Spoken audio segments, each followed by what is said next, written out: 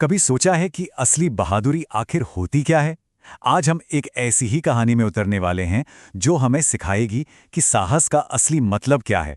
तो कहानी की शुरुआत ही एक बड़े सवाल से होती है। क्या असली हीरो वो है जो अकेले ही सब कुछ कर गुजरता है, या फिर बहादुरी का मतलब कुछ और ही है? चलिए पता लगाते हैं।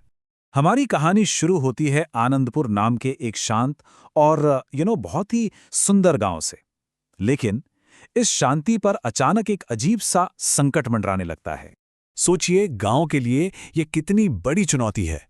पानी के बिना न फसलें बचेंगी और न ही लोगों का जीवन। मतलब सब कुछ दांव पर लगा हुआ था।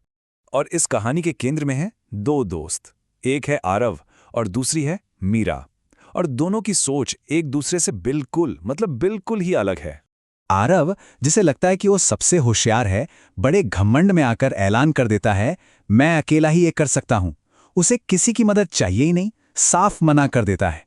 और बस ये सोचकर कि वही असली हीरो है, आरव अकेले ही उस रहस्यमयी जंगल की तरफ निकल पड़ता है।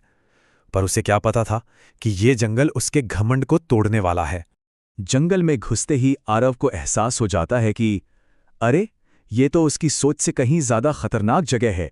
लेकिन उसका घमंड, वो उसे ना तो पीछे हटने देता है, ना ही किसी की सुनने।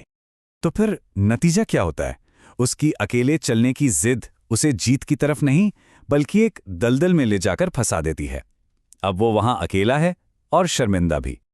और ठीक उसी वक्त जब आरव अपनी सारी उम्मीदें खो चुका होता है, उसे बचाने कौन आता है? वही लोग जिन्हें उसने ठुकरा दिया था। मीरा और गांव वाले मिलकर उसे उस मुसीबत से निकालते हैं। अच्छा, तो अब आरव बदल चुका था। अब जब वो सब एक टीम बनकर आगे बढ़ते हैं तो उन्हें पता चलता है कि उस जादुई धारा तक पहुंचने का रास्ता आसान नहीं है। उन्हें 3 अनोखी परीक्षाओं से गुजरना होगा। पर ये कोई मामूली इम्तिहान नहीं थे। ये ताकत की नहीं, बल्कि उनके कैरेक्टर की, उनके चरित्र की परीक्षाएं थीं।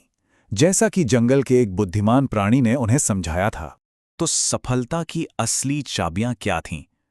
सच, धैर्य और दया।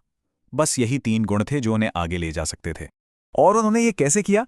अकेले दम पर नहीं, बल्कि एक साथ मिलकर। हर परीक्षा को उन्होंने अपने इन्हीं गुणों से साथ मिलकर पार किया। तो अब कहानी पहुंचती है अपनी सबसे रोमांचक मोड़ पर।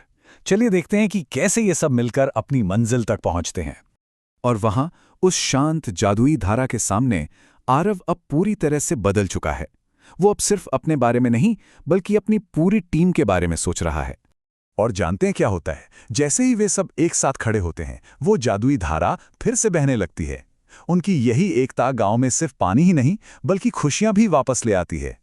तो इस पूरी रोमांचक कहानी से सीखने को क्या मिला? चलिए अब इसकी सबसे बड़ी सीख पर एक नजर डालते हैं। आरव का जो ये पूरा सफर था, उसने एक बहुत जरूरी बात सिखाई है कि असली बहादुरी वो सिर्फ अकेले लड़ने में नहीं होती, वो सच बोलने में है, धैर्य रखने में है, दूसरों पर दया दिखाने में है, और सबसे जरूरी, एक साथ मिलकर काम करने में है। और आखिर में आरव खुद इस बात को मानता है। वो कहता है कि सही रास्ता अकेले बहादुरी दिखाने से नहीं, बल्कि साथ, सलाह और अच्छाई से मिलता है। तो ये कहानी हमें एक सवाल के साथ छोड़ जाती है कि हम अपनी जिंदगी में कितनी बार घमंड को ही साहस समझने की गलती कर बैठते हैं। शायद असली ताकत अकेले चलने में नहीं, बल्कि सबको साथ लेकर चलने में ही है।